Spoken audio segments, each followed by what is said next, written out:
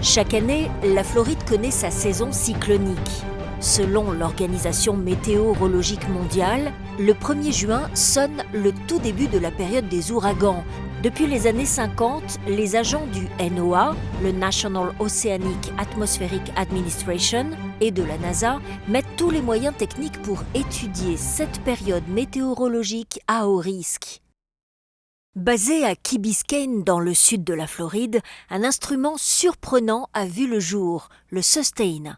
À sa tête, le docteur Brian House. Le Sustain est avant tout un outil scientifique unique au monde, une sorte d'aquarium géant dans lequel circule de l'eau de mer.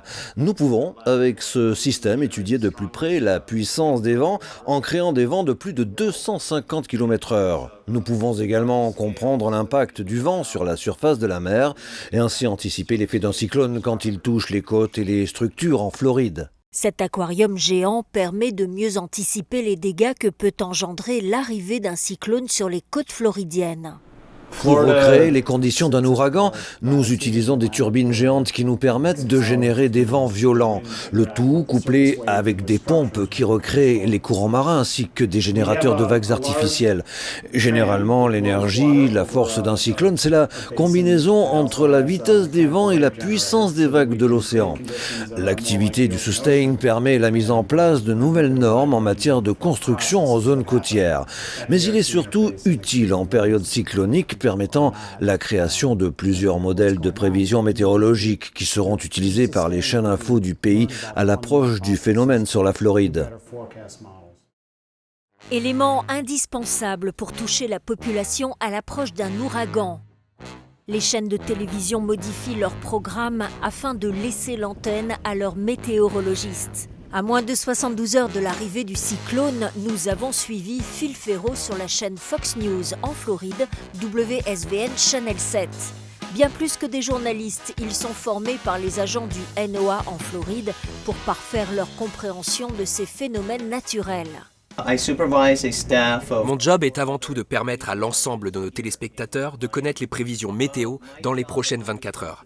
Pour y arriver, nous avons une petite équipe de 5 météorologistes sur place dans nos studios à Miami. Comme vous l'avez sans doute déjà vu en Floride, le temps varie extrêmement vite. Mais notre responsabilité est d'autant plus grande lors de la saison cyclonique. Car nous devons surveiller en permanence toute zone de naissance et d'accès des cyclones. Le golfe du Mexique, l'océan Atlantique et bien évidemment les mers chaudes de la Caraïbe et des Antilles françaises. Plus de 20 millions d'habitants en Floride, une très forte bande côtière, de nombreuses régions inondables.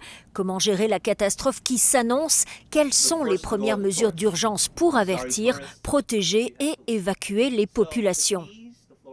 De 48 heures à 72 heures avant l'arrivée des vents de catégorie 3 ou 4 sur nos côtes, nous procédons à l'évacuation de la population. Priorité est faite aux touristes qui occupent les hôtels, les plages. Les quays sont toujours les premières zones à être évacuées.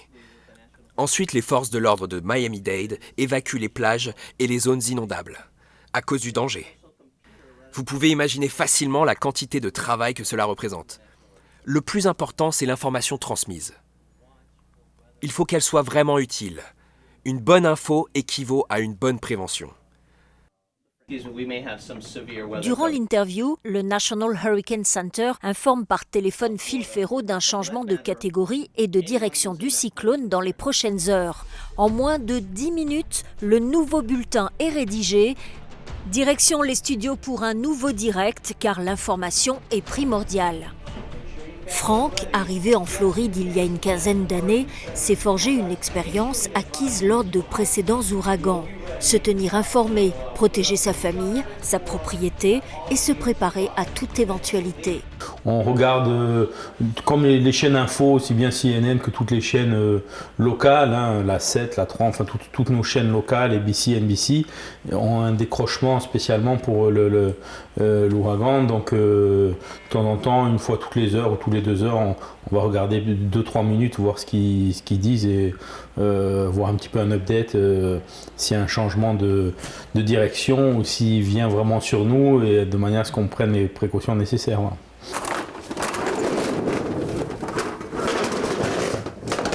Nous, par expérience, maintenant ça fait 15 ans qu'on est là, C'est vrai que le dernier qu'on a eu, c'était il y a 10 ans, où moi-même, comme c'était mon premier ouragan, j'avais pas trop pris précaution parce que je m'étais dit, bon, on verra bien. Et puis finalement, maintenant que je me suis aperçu ce que c'était il y a 10 ans, où on n'a pas eu d'eau, d'électricité pendant une semaine, on a été pratiquement bloqué, enfermé à la maison. On était ravitaillé par l'armée qui nous donnait un pack d'eau tous les jours et des glaçons pour pouvoir maintenir au congélateur la nourriture qu'on faisait au barbecue, parce que comme on n'avait pas d'électricité, donc ça a été barbecue pendant une semaine. Donc maintenant on fait quand même un petit peu plus attention à ce qu'on fait, puisqu'on a acheté un générateur également pour avoir de l'électricité, que je n'avais pas à l'époque. Donc les volets, enfin pas mal de petites choses. Je pense qu'il faut vraiment vivre au moins une fois un ouragan pour vraiment comprendre après les précautions qu'il faut prendre. Visiblement, le temps se gâte et la crainte de subir un état siège de plusieurs jours imposé par la météo pousse Franck à prendre d'assaut les commerces. On a les glacières, enfin on a pas mal de choses. Parce que ce qu'on fait, c'est qu'on met beaucoup de nourriture dans les... Si en cas de coupure d'électricité, on met de la nourriture dans les glacières et qu'on bourre de glace pour que ça tienne le plus longtemps possible. Parce que les congélateurs ne marchent plus. Dans la cuisine, on a déjà les placards qui sont pleins. On a 2 congélateurs qui sont pleins aussi, avec de la nourriture au cas où il faut tenir une semaine, parce que les supermarchés seront fermés. S'il y a vraiment quelque chose de grave, les supermarchés sont fermés, donc on a congélateur, on a un frigo complémentaire. Et pour faire tenir, on les bourre de glace en fait. Pour prévenir des coupures d'électricité, FPL, Florida Power and Light, envoie leur dernier camion pour élaguer les arbres situés dans les zones sensibles. Car un seul câble de réseau au sol peut provoquer un blackout total pour des centaines de milliers d'habitants. C'est comme cela chaque année à la même période. Nous procédons à l'élagage des arbres qui peuvent affecter les lignes électriques. Vous savez, il suffit d'une branche pour plonger tout un quartier dans le noir pendant des jours. En plus de travailler avec la compagnie d'électricité, il nous arrive sur des missions comme celle-là d'aider des particuliers à couper leurs arbres pour protéger leur habitation. C'est une partie importante de la prévention.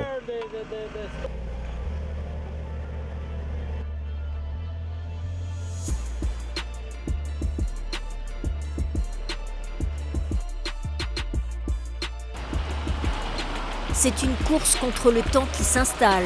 Entre averses et petites embellies, à H-10, les magasins de bricolage sont pris d'assaut par les retardataires, car nombreux sont ceux qui attendent les dernières infos, les dernières heures pour acheter les planches de contreplaqué, rideaux en aluminium, vis et boulons pour protéger les ouvertures de leur maison. Vous savez, en Floride, nous sommes habitués à cette météo. Pour ma part, j'ai connu Katrina et Wilma. Alors non, je ne panique pas. Même si nous sommes à quelques heures de l'impact, vous pensez que ce n'est pas prudent? Mais ma maison sera belle et bien protégée pour ce soir. Je vous assure, nous sommes prêts à l'accueillir.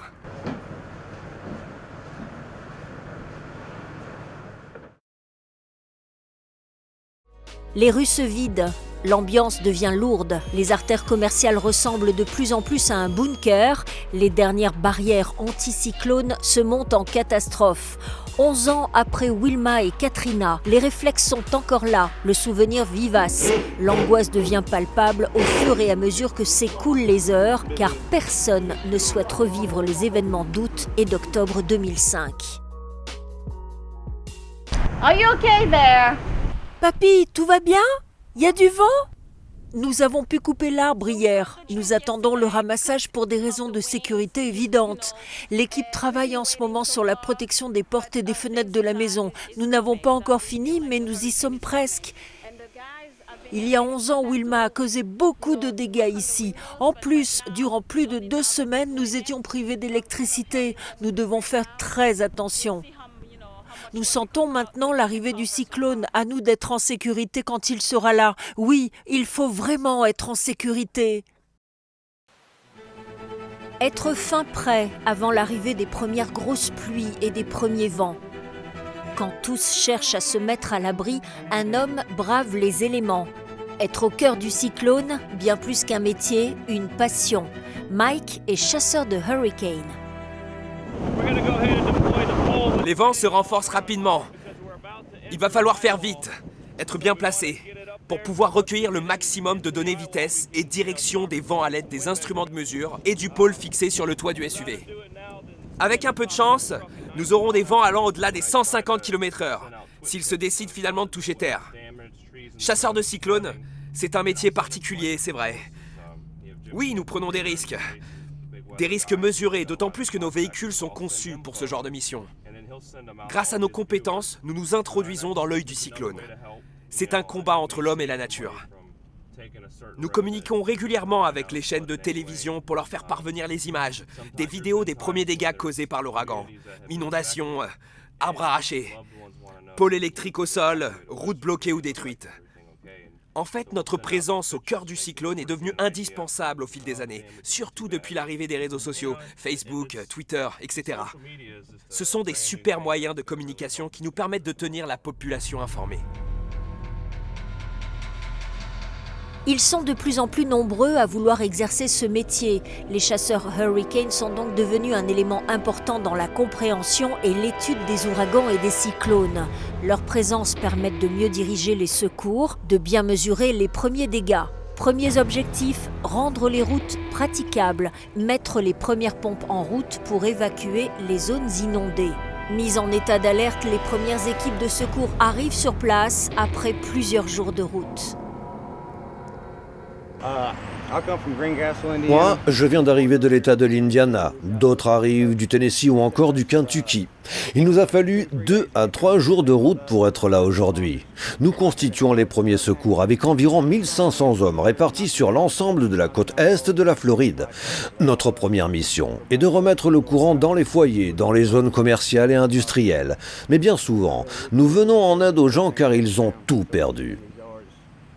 Alors, on leur file un coup de main pour nettoyer leur maison, leur jardin, leur environnement et déblayer les artères.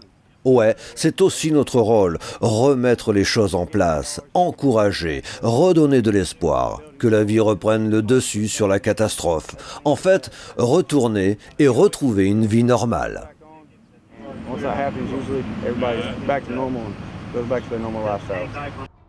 En 2016, l'ouragan Matthew, l'un des plus forts phénomènes météorologiques de cette dernière décennie, a fait 49 morts, plongé plus de 600 000 foyers dans un blackout total et causé pas moins de 7 milliards de dollars de dégâts sur l'ensemble de la côte est des États du Sud.